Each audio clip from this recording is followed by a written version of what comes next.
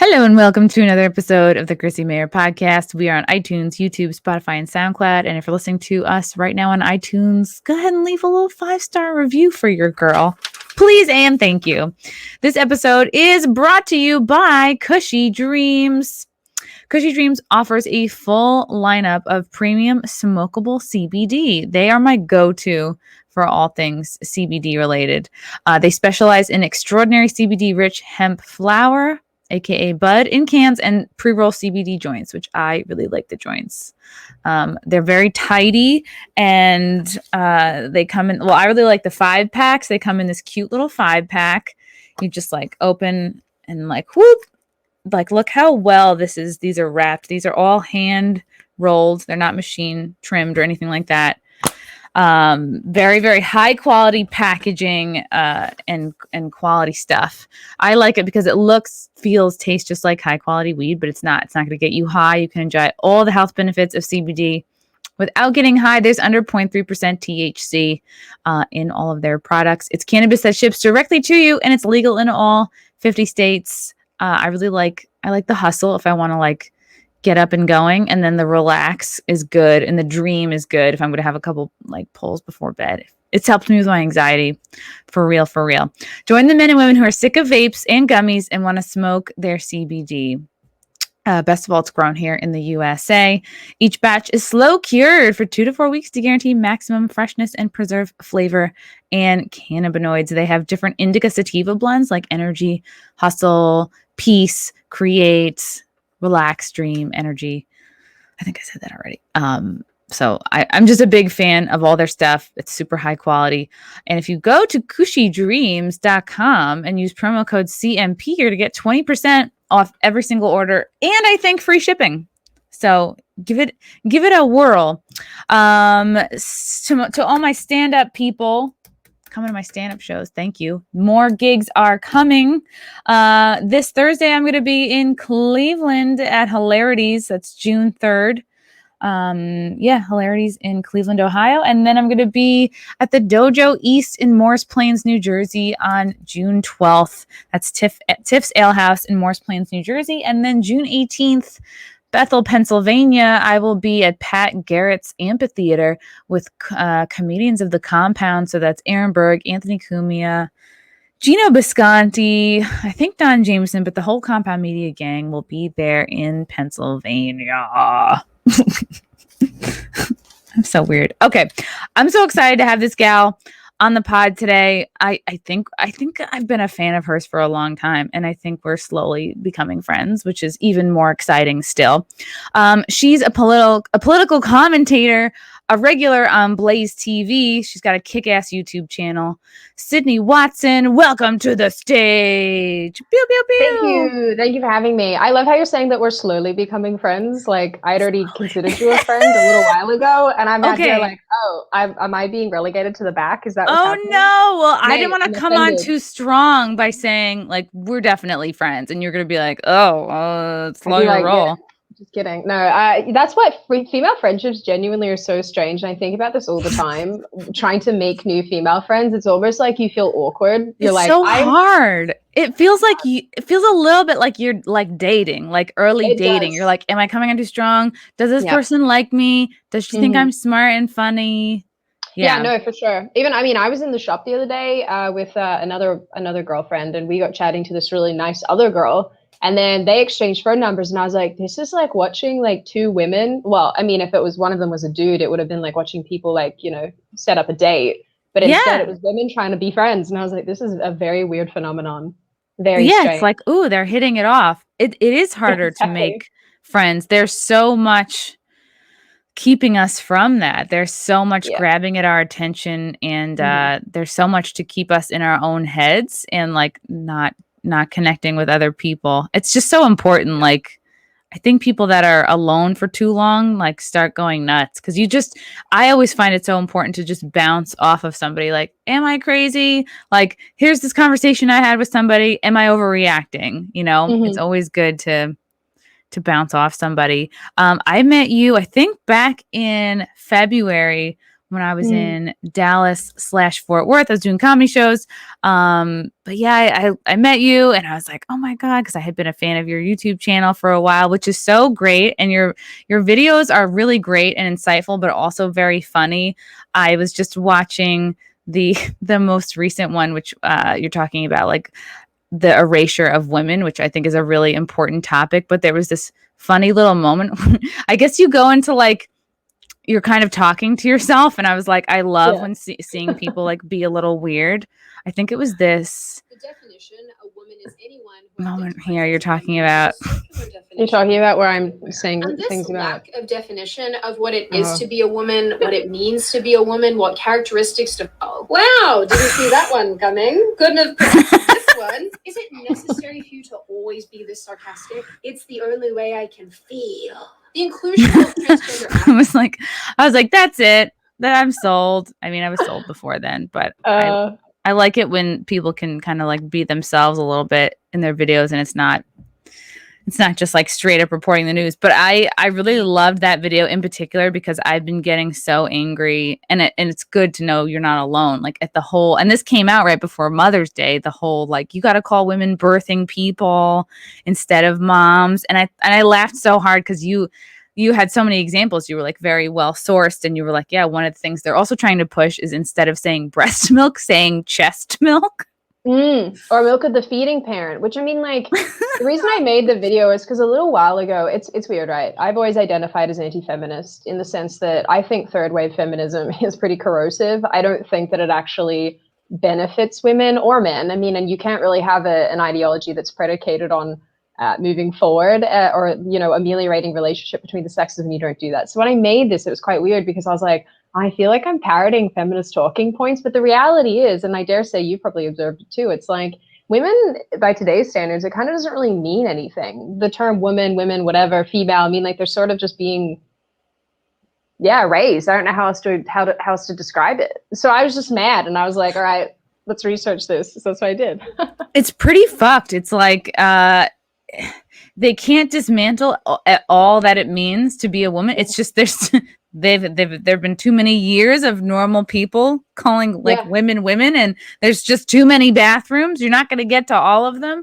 So it just feels like this woke logic. It appeals to them when they want, when it suits them, you know. And it's like you said, none of it appeals to men. And I was laughing because I was like, I'm starting to write this bit just about like birthing people. And it was like, I loved what you said because it reminded me of like this joke that I'm working on. I'm like, yeah, if women are birthing people, then what do we call men? Like jizzing people? They're just the people who jizz. You know, it's like carriers. Yeah.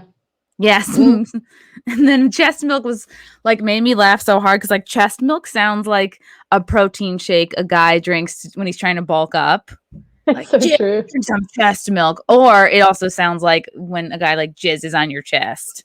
I don't know if everybody. They're gross phrases. I don't like any of this. You know, it was funny because a couple of the people who commented after they'd watched the video, who commented on it, they were basically, you know, taking the piss out of the whole thing and you know, coming up with their own terms. And I'm reading them and I'm going, don't give these people ideas. Don't give them any more ideas, guys. And men, I'm always like, dudes, they're coming for you next. I mean, they've been coming after men probably the hardest and for the longest. That terminology was not the great. Yeah, and it's insidious. It has been, it's kind of been low key for a long time. Like, the second they started calling regular masculinity toxic masculinity. Yeah, exactly. And so now I'm just like, I'm observing this going down. I'm sure all of us are in the same boat, and it's like it's sort of weird because I don't know what your stance has been on the whole feminist thing since the outset, but like I said, I've always been pretty, you know, reserved towards it. And now I'm just like, oh my God, I'm identifying with people that historically I've been like, because it's corrosive. All this is so corrosive. I don't like it. And I'm like, what is the end goal here? Like, that's been my biggest lesson, I think, of the last year. Like anything the media does or anything the government or the media pushes, it's like, what are they really after? Like, what are they really, what's the point of all this? I mean, if you asked the hardcore conservatives, though, they would say that this is instituting communism because communism is about like destruction of the family unit. Did you see I'm going to send it to you actually after we finish recording this.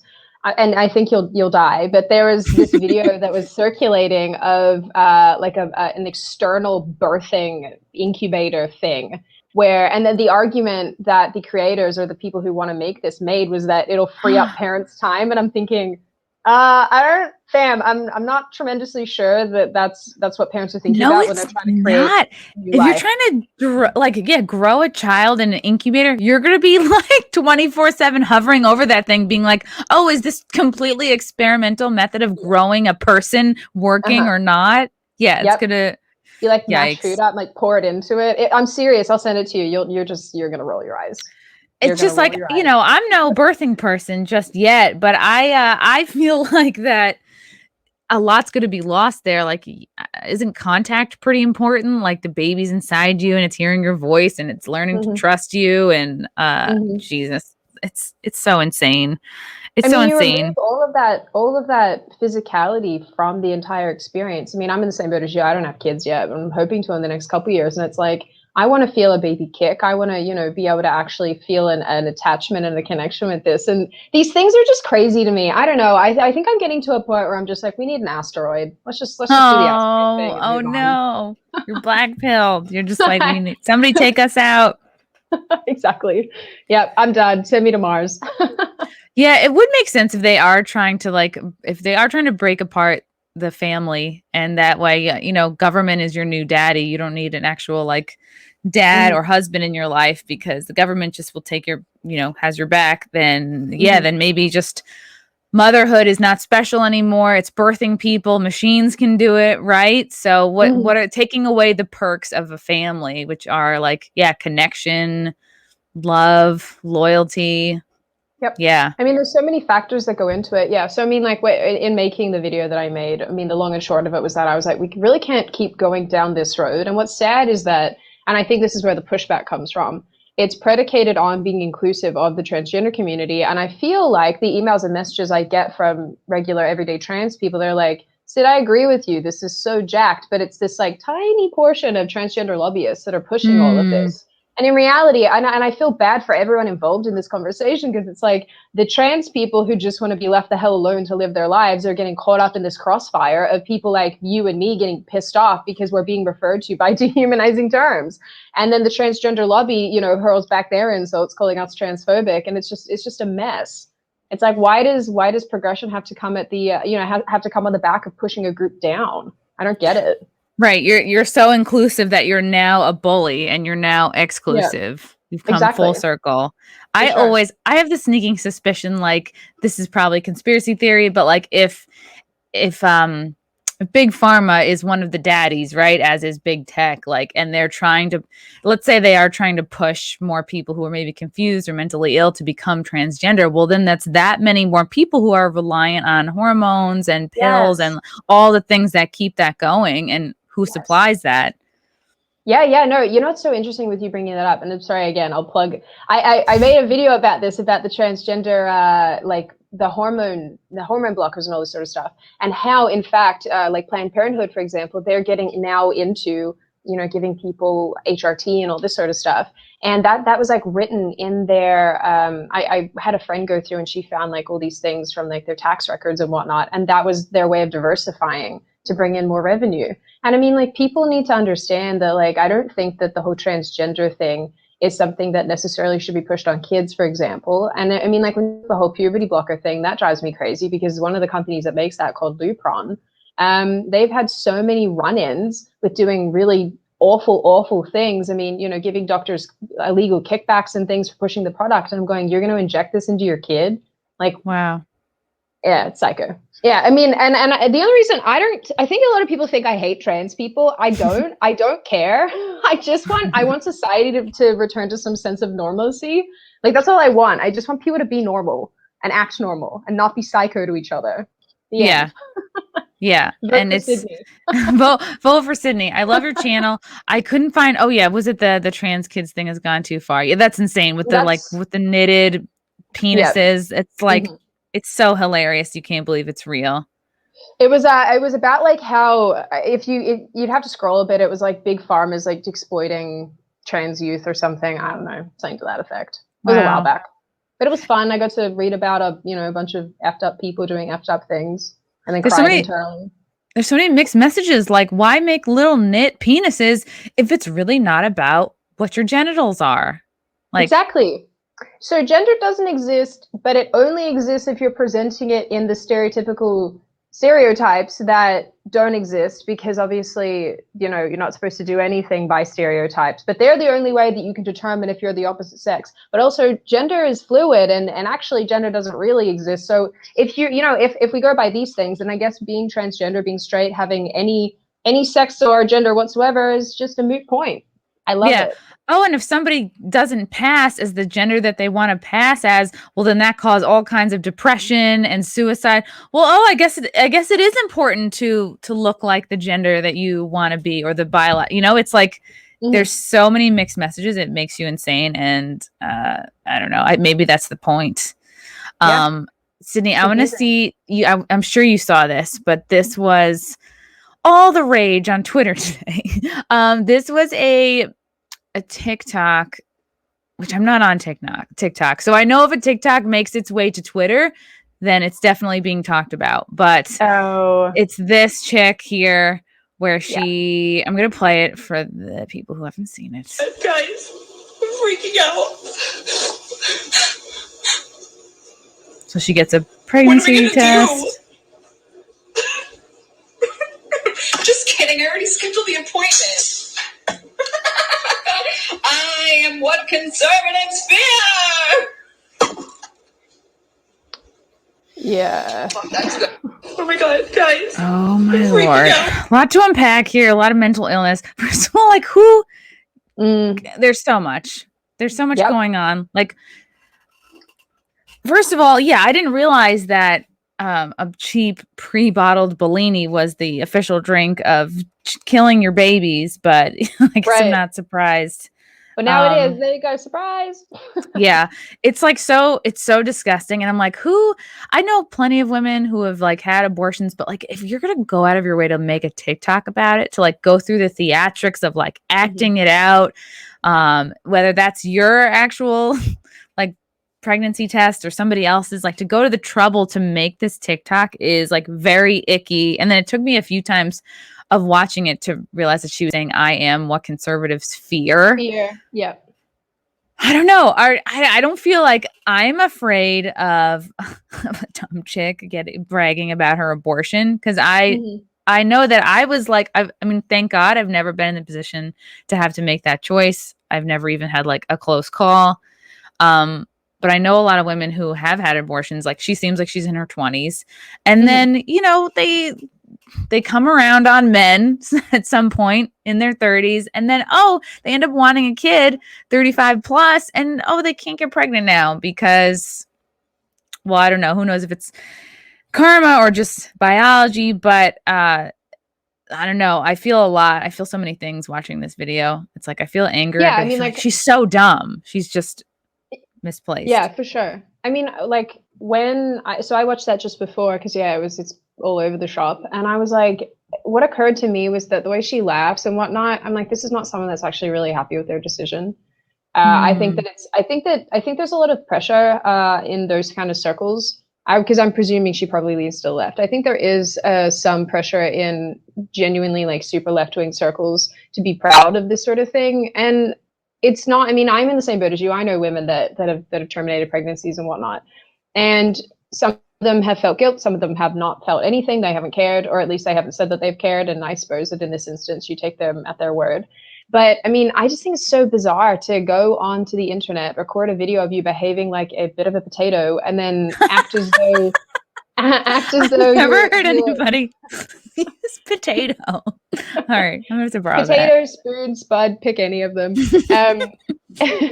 Acting in the way that she is, and I always think, why is this your natural reaction? I mean, I don't think that, you know, abortion is necessarily something to be proud of, and it's quite weird to me actually when I look at the pro-abortion lobby, how they behave, and it's always this like very off-putting. I don't even know how to describe it. It's almost like theatrical, isn't it? And then I think if for anybody in the middle of this issue, for anybody who is not quite pro-life, but is not pro-abortion, that's in this like, there has to be limits and things, and they're sort of not quite sure how they feel, you would watch these videos and think, oh my God, these people are monstrous. Why are you acting like this? Yeah. And I think there is a performative, like everything I see in the media, I'm like, who is this for? Like, especially when it comes from not like mainstream media, when it comes from regular people, I go, who is this for? Who are they trying to impress? And I remember being like right out of college or in college, like, 20, 22 or something. And yeah, all my friends are like, oh, if I got pregnant, I definitely wouldn't keep it. Oh yeah, I definitely like, it just was kind of like part of this cool club of being independent, oh yeah, I'm not going to let a baby hold me back from crushing 5 natty lights in a night, like Right, I'm not going to exactly. like, and you're in college. It's a lot of this like, well, we're here because we're better than the people who aren't in college and our parents are spending all this money on our education. So we're not going to like be almost like it was looked down on. That's what peasants do. That's what you do when you can't do anything better is you just like reproduce. And I remember being in that phase of my life. And just thank God there wasn't TikTok around in like freaking 2004, 2005, because who knows, I might have put something really dumb out there too. But I'm like, Probably. oh, this Me is too, too. Yeah, the laugh was very strained, and I'm like, she's putting this out there just, I think, to seem cool to, I don't know who. I don't think a guy watching this is gonna look at that and be like, man, I better date this chick. I better wife her up quickly. But I mean, like, if let's say that you're pregnant, this is a mistake. You don't want this child. I mean, obviously, we don't know what the circumstances are that led to this happening. And let's just say that the boyfriend broke up with her, because I feel like that's an instance where a girl would be traumatized. And you're in this position where you're like, I'm pregnant. And then you go, how do I make myself feel better? Actually, about a decision that's probably a little bit scary for her. Because I would dare say it probably is. I mean, going on the internet and acting like it doesn't bother you, and then getting accolades and claps and snaps and retweets from people who are supposed to agree with you, because that's probably why she did this. I mean, that would probably make her feel better. I don't know. I don't want to like psychoanalyze someone. And I feel bad really for people that put them, like, they get themselves into these positions, because I think that there are so many ways to not get yourself into these positions. Yeah. It's like, I don't know if you got the memo, but birth control, or condoms, or I don't know. The better idea perhaps is that don't have sex with people if you do not intend to have children with them. Yeah. I mean, it's a concept. I'm not a doctor. I'm not going to recommend this for everyone, but for what's worked for me all this time is like just knowing where my cycle's at. That's true. And just knowing what times the month are better for getting loads blown into you than other times. That was so graphic. I don't need to go there, but like, just like that's worked for me. I don't know. I've been lucky, I guess. So, and that's a really good point there, because I know the couple girls I know that have gotten abortions because it was after a breakup, right? Or they got an abortion and it kind of catalyzed the breakup. If it's a guy who's breaking up with you, you feel powerless, you're upset, and an abortion is kind of a way, especially the way she's demonstrating, it's a way to take back the power. It's like, you fucked me over, well, I'm gonna fuck you over. You have no choice. Does she have a wedding ring on in that video? Because I think she was wearing a ring. No, my God. Let me see. I'm actually serious. Yeah, check that one out. I think she might be wearing a wedding ring. Just a thought. Okay, that would be cray. Wait, here we go. Sorry, this is taking so long. Or maybe it's on her other hand. I know, because all right, we'll mute it this time because we're being concerned. That's her right hand, is it not? Yeah, that's her right hand. Okay, So this is the one that she's holding with, is her left hand. Isn't she wearing a ring? Yeah. Is she wearing a ring? Because when she I don't know. We're gonna need somebody to like really. When she's like, I don't know. It looked like she had a bloody ring on. I don't know. Wouldn't that be the craziest? Oh! Look! She's wearing a ring. Is she not? Oh my God! Yes. Yeah. I mean, I don't know what hand that is. But no, that's absolutely the right hand. I wish I could zoom this even more. Yeah. So when I first watched that, I was like, that's why I'm saying to you, I feel like this might be like marriage related. Anyway, I mean, again, I don't want to psychoanalyze the inner goings on of a human on the internet that's making fast videos, but I look at these things and I always think, I don't truly believe, and you know what? No, I'll qualify that. I'm sure that there are a very small portion of women out there who are proud of the capacity and the ability to terminate a pregnancy. But I would argue that the majority of women are actually not, and that they play into this because they want the clicks and the likes, and they want to be basically part of this, like, I don't care, I'm an empowered woman. Yeah. And it's like, okay, cool. Right. I bet she's married though, just saying, or engaged. or just gotten dumped. I don't know. I shouldn't laugh. Man. No, I mean, like, hey, she's putting herself out there. She wants people to see this. So I think it's okay that we're picking it apart. But damn, like, yeah, imagine you're just recently dumped and you forget to take off your wedding ring and you're like, it's like you think you're owning the situation, but yeah, like, it's just like when you're on stage and you're not doing well. Like you can see when someone's not pulling it off and something like cracks in a laugh are red flags. So that's what occurred to me when I first watched it. I was like, this is not a woman that's actually like really celebrating this decision. That's just not. It's sad. It's a bad situation for anybody. It really is. All of this it's pretty messed up. I think no matter whether, I think for all the people in the middle and obviously all the people that are pro-true life, I always have to think about that. For the people in the middle who are sort of somewhere between the pro-abortion and pro-life, I think for them, and obviously for the pro-life people watching this, it's just like, don't put this on the internet. Yeah, you can kind of do this in private and you don't have to like broadcast it in such the icky way that you did. Exactly. This is funny. The serial pronouns. So you didn't see that unless this is your very hairy arm. No, I stole that from Instagram. But then someone said to me, because I hate posting fake news. It makes me irate. I fact check everything for the most part. I didn't fact check this one. And someone said, Sydney, that looks Photoshopped to me. And then I didn't go to the effort of double checking it. But if it is real, that makes me want to, fling myself into a volcano. And if it's not real, I mean, still makes me want to fling myself into a volcano. Add your own. Let me look it up. Let's see.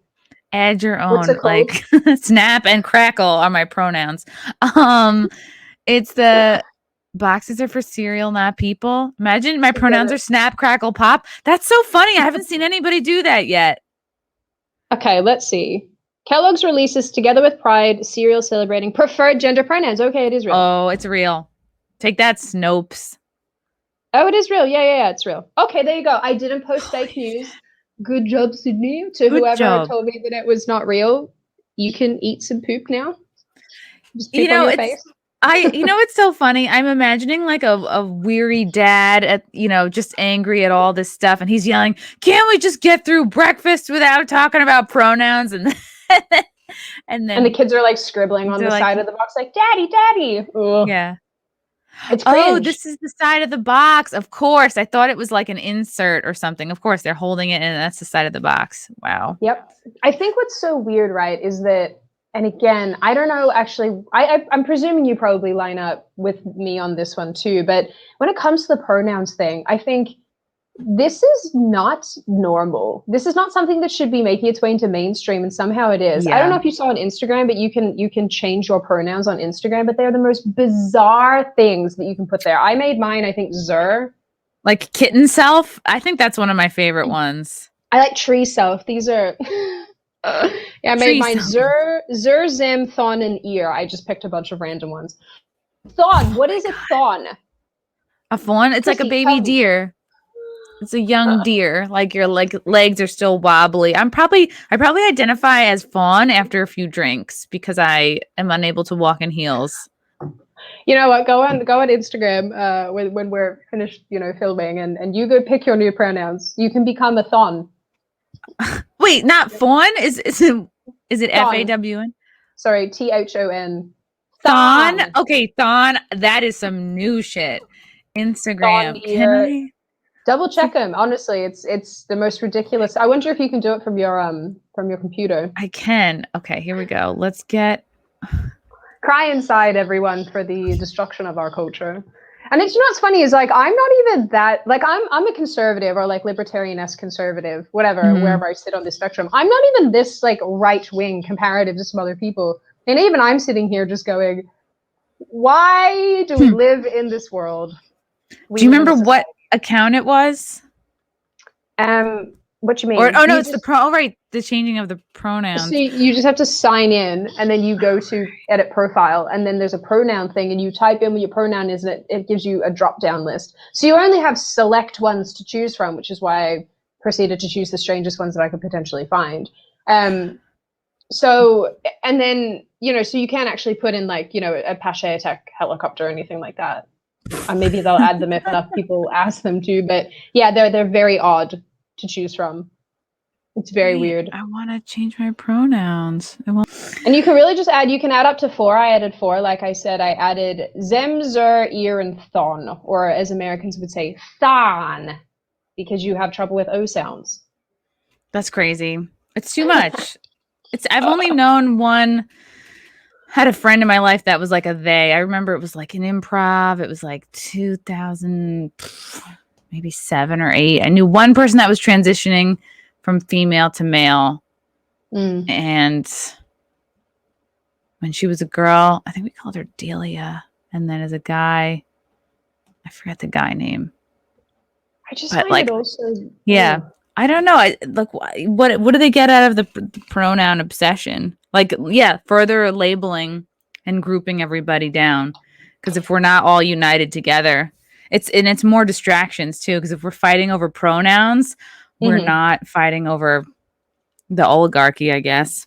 Well, exactly. What I always think is really interesting, and again, I don't think this extends to trans people who just want to go from A to B and B to A. Like, I mean, if you're a man who wants to be a woman and vice versa, and for all intents and purposes, you leave me alone, I don't have to pay for it, I don't have to do anything stupid and abide by any bizarre rules that are put into place, I'm golden. I'll call you whatever you want. You want to be called a she, I'll call you a she, just for the sake of practicality for the most part. And also respect, in large part too. I have some trans friends that are dope and I like them a lot, and I would never go out of my way to be a turd to them because I don't see the point. However, I think with a lot of these new pronouns, the zers and the whatevers of the world, the tree selves, I think that these people are effectively the emo kids of days gone by. They want to be fringe and they want to be on the outskirts of society, looking special. in. Exactly. And so what's a better way to do that than to pretend that you're an other kin with 4 billion different pronouns. If you actually go and look them up, there is a master list of pronouns, and it's got stuff on there like, or genders rather. There's a master list of genders too, and it's like gray gender, non-binary demi-girl, and it's just all this shit where I just think, and I try not to swear, sorry, but it is shit. And I think, is there really a level here where we pull back and we go, maybe some of you need a hug from dad? I just feel like this is like a real good indication of mommy and daddy issues, and perhaps we should chill out a little bit. Oh, absolutely. Because what does it guarantee you? Attention, special treatment, acknowledgement. It's like it's an automatic into all those things, and maybe you're not getting them just being who you are, which sucks. Is there a and difference now between transgender and transsexual? I didn't even know that there was. Also, I hate this terminology, gender assigned at birth. Get out. Yeah. Get out. You mean your actual gender. Like, yeah, exactly. It's not that the doctor is just like rolling the dice, or like the doctor's like, I guess this one's a boy. Picking it Transsexual, out so when you have gender reassignment surgery to change your organs. I always think of an actual like piano organ. Transgender is when you identify as something else, and transsexual is like you went ahead and chopped your penis off. You did it. It's just neutros, neutrois. When you identify as agender, neither male nor female, you're genderless. And you know what? It's fun. I've thought about this a lot, actually. And I've thought about the non-binary thing a lot. And so when I was growing up, I was very much a tomboy. I had an older brother that I just wanted to be just like him. I would wear all his clothes. I would follow him around endlessly. I was just a pain in the butt to him. But I loved and I still love my brother, but I wanted to be just like him because I thought he was so cool. And I spent the majority of my childhood, doing these things, running around being a little potato.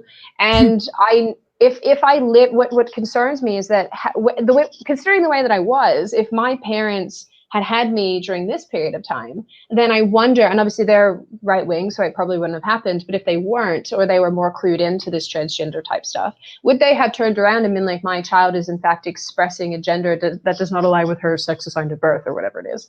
And that really concerns me, because at the end of the day, I think what's happening is that I think a lot of women identify out of being a woman due to trauma. I think that's like a certifiable thing. And even on an anecdotal level, a lot of people say, hey, I was sexually abused as a kid, or this thing happened and I didn't want to be a woman because I associated being a woman with being abused. Of course. So then I want to be a man instead. It's also why a lot of people gain a lot of weight is because they were abused or molested, and they're trying to protect themselves, literally have a barrier. Yeah, for sure. I mean, and there's, for men, a lot of men act out by actually, raping women and things. I mean, there's a lot of super negative concept. Obviously, there's a lot of very, very negative, deleterious effects of trauma in childhood and whatever. But so that's certainly one part of it. And then the other thing that always occurs to me is that I think what's problematic, and I'm thankful that I didn't grow up in a household like this where my parents actually expected me to act and look and behave like a little girl. They were like, yeah, Sydney likes Barbies and things, but she also loves her little dinosaurs and whatever the case is. But I think a lot of women get stuck in the thing that they're like, okay, if I don't have long hair and like having boobs and identify with my physicality or whatever, then I must be a man. And it's like, no, or I must be neither. And it's like, no, you're allowed to be a woman, or you're allowed to be a female that just doesn't abide by any of these stereotypes. I mean, I think we can all agree. That doesn't mean that you're something else. It just means you're not abiding by stereotypes. Like, congratulations, you're an individual. It's more limiting. It's way more limiting to then, like, if it's like this broad group of women, and within being a woman, there is everything from Jessica Rabbit to the tomboy, to me, that's more inclusive than lots of different groups, than 57 different groups. And every, now you've got like one person in a group by themselves instead of 57 people all together. It's like, it's ultimately more divisive, and it's a waste of time. It is. Yeah, definitely. I mean, it's a thing I think that's pretty pervasive within really young groups of people. And I think the internet is honestly, like Tumblr and all these sort of things, Reddit, whatever, I think that it's pretty destructive. I'm so damn glad, I'm not even gonna lie, I am so glad that I grew up in the generation that just had dial-up internet, or like, with the iPhone. Yep. Can't make a phone call because you'll drop the internet out. Like, I'm so glad I grew up in that period of time than now, because now, like, I'm in my 20s. Oh, and I just go, I'm so bloody glad I'm normal, and I'm so bloody glad that, for all my quirks and idiosyncrasies, I don't abide by any of this, and I just don't want to be on board. I was an emo kid. That was my claim to fame. Oh, okay. Yeah, that's what I think is missing. A lot of like the emo kids are now getting into pronouns because there's not enough good music out there.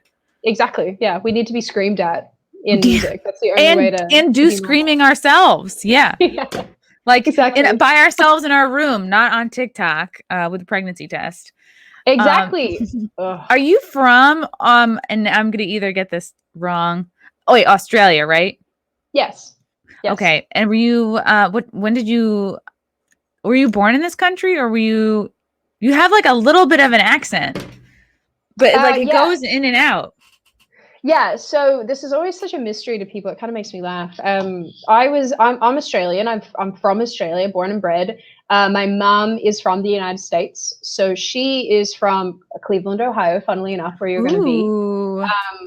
And she married my dad, who is from Western Australia, and then she moved to Australia to be with him, and here I am. However many years later.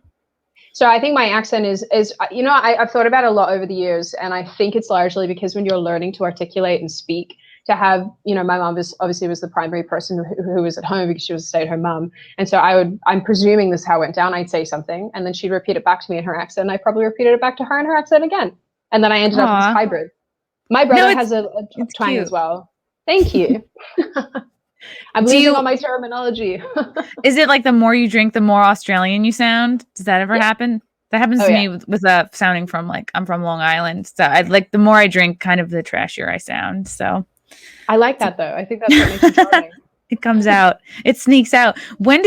Have you always felt like politically activated? Was there one particular thing that really like gassed you up? Because it's not super common for you're like in your early 20s, so was there anything I would say late 20s. Okay. Well, girl, you don't look it. I refuse to tell anyone. The internet says I'm 30. I'm not 30, just to qualify. But I refuse. It's like become a thing where it's like, because no one knows, I just am like, this can just be a thing where I never ever say how old I am. Yeah. Yeah. Even when I get to 30, I'll still lie. I'll be like, I'm 25. Yeah, good. Nobody needs to know the truth. Dun, dun, need to dun. know. Exactly. What caused you to get, become politically active and start your channel? You know, it's a funny one because I was doing a Master of Journalism because I hate people, and I really wanted to find a way around having to interact with them. So, Are you a Virgo? I'm not. I'm a Cancer. Okay. Do you feel like you're typical? Like, are you sensitive? Are you a homebody? Oh yeah, I'm very much a homebody. I'm very introverted, which always really shocks people. I'm also one of those people too. Okay, my friends would argue I am sensitive. I would argue that I have a very thick exoskeleton. That's just all the humor and me just making jokes and just being an idiot. And then underneath that is just like a very soft underbelly. Just like a crab, which is the animal sign. Yeah. Yeah.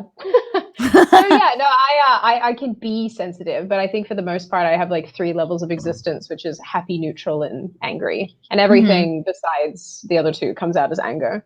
Which I don't know, maybe that's typical for an introvert. I have no idea. I have no idea. It's bad. So yeah, tell me how you came to start your channel and when you started getting involved with the Blaze and what that process was like.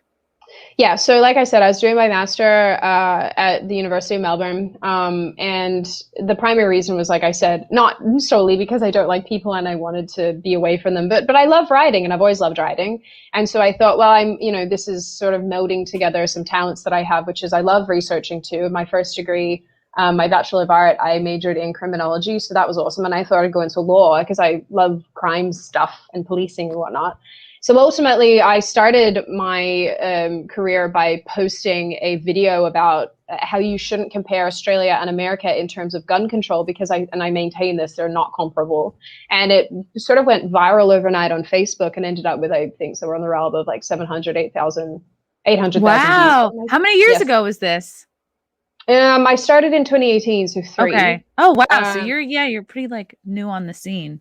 Yeah, I mean, and things kind of just sort of went from there. And I think largely the reason I did it was because Australia is very apolitical. Aussies are dope. Like they're remarkably happy-go-lucky, charming people, but they love comedy. They do. They really come out for shows and they're comedy fans. So that's pretty cool.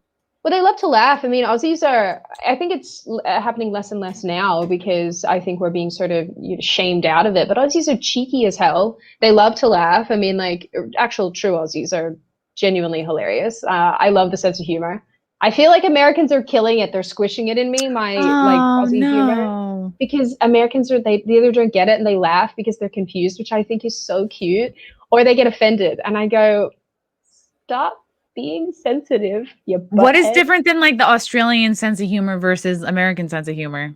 Aussie sense of humor is very dry, very sarcastic, and also we just take the piss out of everyone and everything. And Aussies will, it's never malicious, but they will name call you and take, like I said, take the piss out of you, make fun, and just roast you. Yeah, roast you, absolutely. And the thing I think about American comedy is it's very on the nose.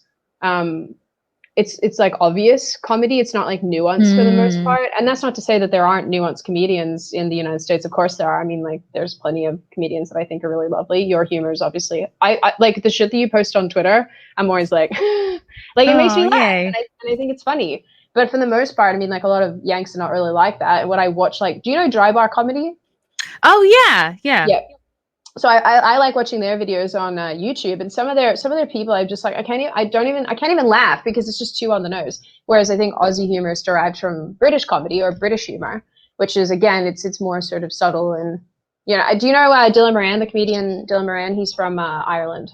No, I don't know. He's my favorite comedian ever, and his humor is just bizarre. I'll check him out. I wonder if what you're thinking of, the lack of nuance, is maybe sometimes either the comic themselves is not very intelligent or they're treating their audience like they're dumber than they are, which I find never really works out. I think it's always best to treat the audience like you think highly of them and they're smart. That way you can kind of you don't have to spell everything out. Oh no, Sydney's frozen. Sydney, you're frozen. Sydney, you're back. Sorry. My internet just dropped, and I think it's because usually it's raining outside. And it's my internet that drops. And I Sorry. leave, usually it's literally my internet dropping and then I disorient the guest for a good 20 seconds. I should make a supercut of that. Okay. This time it was me. This time it I'm was so you. sorry. No, it's That's okay. dreadful. Okay, so Yeah. that's very cool to know that Australians are more dry and they're more nuanced and maybe sounds like they have sometimes a better sense of humor. And I But think it's Aussie comedians are not funny. Let me really not at all. the only example I think I have is Hannah Gatsby. She might be even, I think she's Australian. She is Aussie, but she's also not funny. I mean, Yeah. they love this guy called Carl Barron, who again, he's got these like one-liners where he was one of his jokes is he's on a flight and a woman says, would you care for an orange juice? And he goes, if it needed me, like, ha ha ha.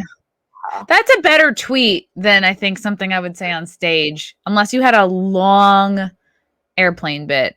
I don't know. Yeah, no, these are like one-liners. And again, Aussies like will cackle at them, but I don't think Australian comedians are funny. Please no one yell at me for saying that. They try really hard, but for the most part, it's weird. Aussies are so funny, but the comedians not so much.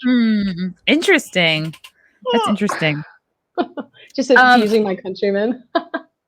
Okay, interesting. So okay, so you were going for you wanted to be a lawyer.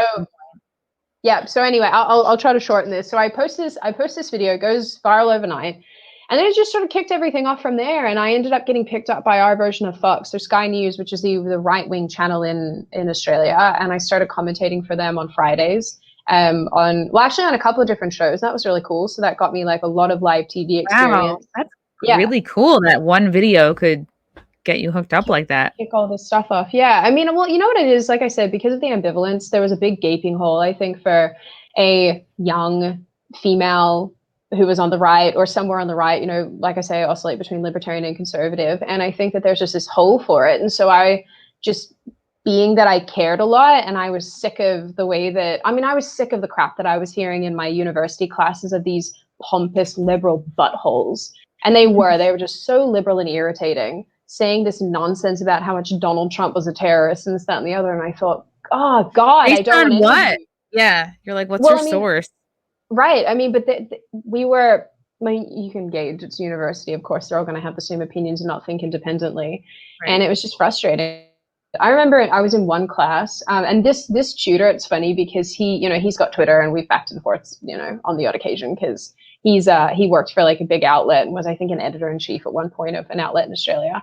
But I pitched a story to him because he was a tutor that I had about, it was something I actually can't remember now, but it was about like male victims. Like I wanted to write about male victims, and I pitched it in a class in front of other students, and I said something to the effect of like, hey, this is my idea, blah, blah. And he was like, yeah, what about like female victims though? And I was like, what about them? Like, I don't understand. Like I can write about males without having to, there's enough out there about female victims. There's not that much out there about males. And he made some bloody comment about the patriarchy, and he denies that he said this, but I'm just like, wow, bro. I mean, these are the people you're puss. dealing with. Yeah, exactly. I was like, sit on a anthill, mate. But so anyway, I basically just took off from there. And then I got to a point where I sort of had hit the ceiling in the sense that, again, Aussies don't care. I was like, I love Australia and I care so deeply about the trajectory of Australia, but ultimately, like if people are reasonably ambivalent, it's better to get ahead in a country where I can get ahead and then maybe at some point move back and then try my luck at actually changing things somewhere down the line. Moved to the US, moved to DC, hated DC. When did you move? What year did you move to DC? 2019. Oh, wow. Okay. Yeah. Isn't DC just like disgusting? It feels cold and soulless. And it's like the energy is like really icky there. Like every time I've gone for a protest, just 3 times, I've noticed just the energy is really, I'm like, how do people live here year round? It's so gloomy. With great difficulty. It's funny because I read this article that was like the biggest portion of psychopaths and alcoholics live in DC, and it doesn't shock me because they're all psychotic. Wow. They're lunatics. They all work for the government. Yeah. It's a beautiful city, but you're right. It is soulless, and the people, I mean, you have to be like a real specific kind of personality to move and thrive in DC, basically. Like you got to be like really prepared to like sell your soul to the devil. Oh, yeah. Moving up in that world. And it's not fun. I mean, people like the first thing they ask you when they meet you is, what do you do, who do you work for, because all of their interest is predicated on how you can get them ahead if you're a good contact. It's like, and that's yeah, it's like LA for politics. Yeah. yes, exactly. Yes. Oh, that's actually a great way of putting it. Yes, precisely. And it's just not, it's not it. So here I am. I moved to Texas, and I was like, well, so fun fact, actually, when I was in DC, the last apartment that I lived in, my landlords work on the Biden campaign. They're like quite high up there in the Biden campaign. So that was an interesting thing in 2020 before I moved to have conversations with them. Well, my housemate predominantly would talk to them about what they thought about everything. Goes to show you never know who is going to be your landlord in places like Washington, D.C. Then I moved to Texas. Here I am, just floating around doing my thing, enjoying the rain and the oppressive heat. It's wonderful. Yeah. And so when did you start going on Blaze TV? And yeah, mostly is it Elijah's show? And I've seen you on News and Why. And Chad's. Yeah, and Chad's once. And Stu. Actually, all of them at this point. I think I've been on many of them. All the ones that are in studio, in the very least. So News and Why It Matters, Stu Bergier's show, Elijah's show, and Chad Payker's show as well. Yeah. And I guess they just invite me because I'm nearby and I'm not a moron. Maybe I am a moron. No, you're very smart, Sydney, and you're easy to look at, so that always helps. You saying I'm in that order though? Smart first, close by, and pretty. I you know what? I wish that you could see my glow up photos from when I was a teenager, and I legitimately looked like someone had hit me in the face. I was very disgusting in college. I had very short hair and braces, and I was like 10 or 15 pounds more than I am now. But I was jacked. It was like muscular because I was a Division I diver, and I had like very short blonde dyed hair and braces and like rubber bands. And at one point they pulled teeth, and I had rubber bands. So I had like holes and rubber bands. I was not killing it with the dudes at all. Yeah, no, I can so relate. I had headgear at one point. And there's one surviving photo of me in headgear that my brother took that will never be put on the internet. Oh my gosh. I would happily take the piss out of myself to my followers and whatever. I will post the most embarrassing pictures because I don't care. I mean, I make stupid faces all the time. You can just watch a bloody video, pause it at the right moment, and I'm like it's yeah, it's bad. But I mean, with this one, I'm like, no eye shall ever see this. We'll have to get it from him. We'll do like an Ocean's 11 style operation to get it. Exactly. Oh my god. No, but the glow. I'll send you the glow up photos. They're really something. Because I was gonna say, but I had the braces, and my hair was just this frizzy rat's nest, and I was this like skeletal thin little creature that had, I was effectively a column. I was up and down, no body shape. And honestly, my dad once said that boys wouldn't ask me on dates, for any reason other than to like ride me in on the waves. And I was like, thanks, Dad. That's not soul crushing at all. Calling you a surfboard. Clever way of saying it, if I admit. That's a good way of saying it, Dad. Thank you. How do you feel about all of the crazy lockdowns in Australia and just how it's been going for them over there in the last like year and a half? Australia breaks my heart, which is I never expected that my home country would actually be the thing that made me the most sad. But I look back and I mean, like they just had a snap 5-day lockdown in my home city because of one COVID case. What? So that doesn't make any sense. It's don't even start me on this. I mean, my brother was like sending me photos of the checkpoints that they had back at the height of all of this. And I mean, the fact of the matter is Australia is a bloody island with a natural wall being the ocean. And you mean to tell me that you treat the population like slaves when in fact the politicians could easily have ameliorated all of this and done the right thing from the outset? It's like New Zealand, for example, where people are like, oh, but there's no COVID in New Zealand. Yeah, but you can't go anywhere. Your borders are closed. And for how long? How long can you be an island nation that has no other people coming in?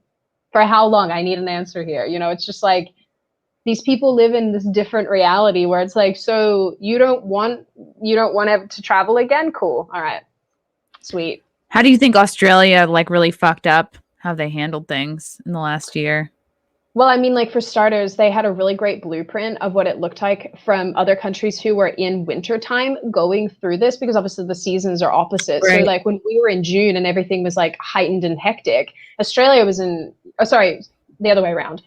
When this all kicked off, in November, December, etc. I mean, we were in wintertime. Australia was in summertime, so they were sort of seeing like what the rates would look like, all this sort of stuff, because naturally people get more sick during the colder months. And so, but they did nothing. They didn't put anything in place to safeguard themselves. I mean, they should have closed the borders reasonably early on. Not that I'm pro where the borders are at now, because you can't even go back. Well, I could go back, but I'd probably get trapped there, which would suck. But I mean, I was just like, Australia, what are you doing? Especially my home state. Oh my God, it would make your blood boil if you read what the premier there was doing, because he's just a giant butthole. I don't know how else to put it.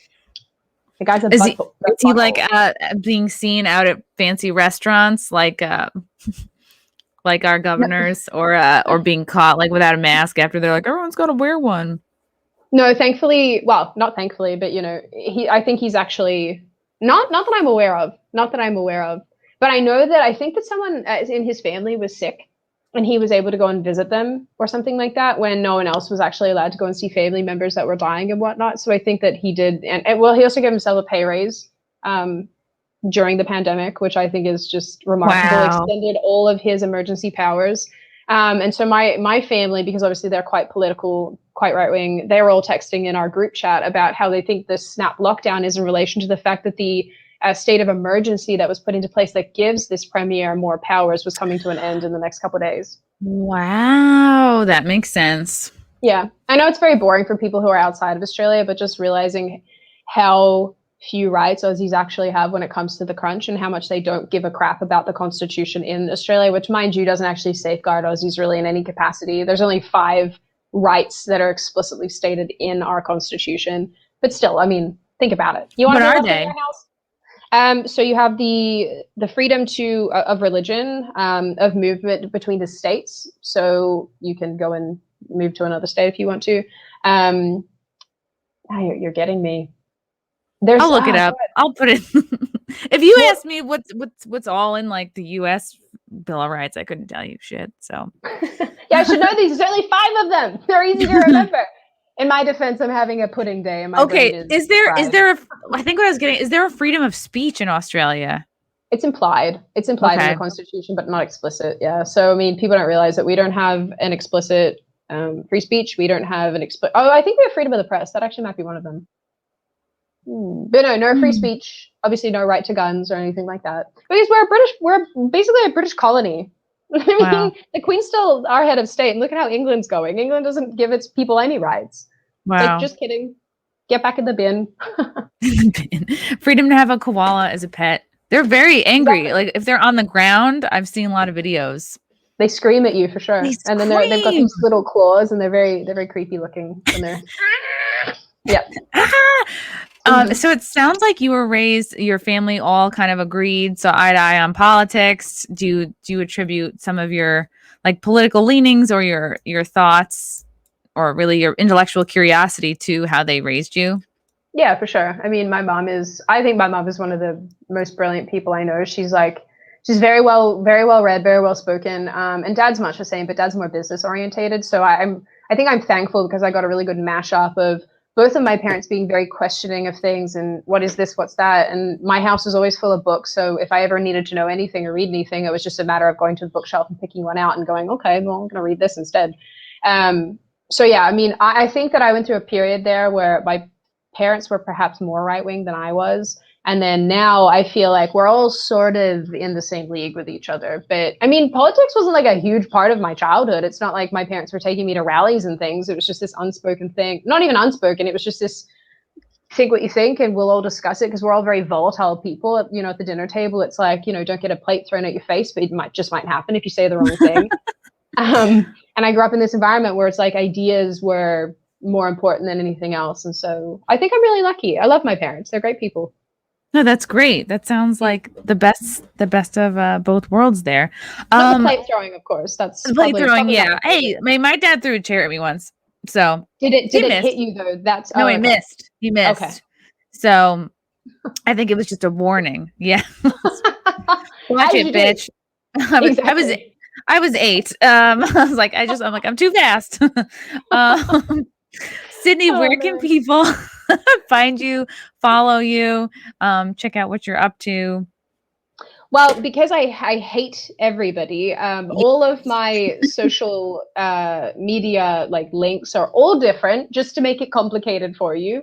I know I don't actually hate everybody. Out of love, that's why I'm even here. You can find me on YouTube predominantly at Sydney Watson. If you type that into the search bar, I think I'm one of the first that pops up potentially, or maybe the hate videos. Who knows? And on Instagram, I am Sydney Watson again __, because I feel like that's what you have to do when you grow up an emo kid, is have underscores in your name. Sydney Watson on Twitter, or Sydney L. Watson. And actually, at the moment, I'm trying to build an email subscribe list so that people can directly get news from me. So I'm in the process of doing that. So people can go to sydneywatson.com if they want to subscribe. It means a lot to me when they do. So I can send them cute emails of, maybe Ewoks or Ewok cookies. Or maybe your glow up photos. Yeah. Oh my God. I actually might post them today, seeing as we're talking about it. That sounds good. Awesome. People can laugh at ugly Sydney. Thank you so much for coming on, Sydney, and we'll definitely hang out the next time I'm in Texas. I look forward to it, and thank you for having me. Get some boots together. Hell yeah. Yay.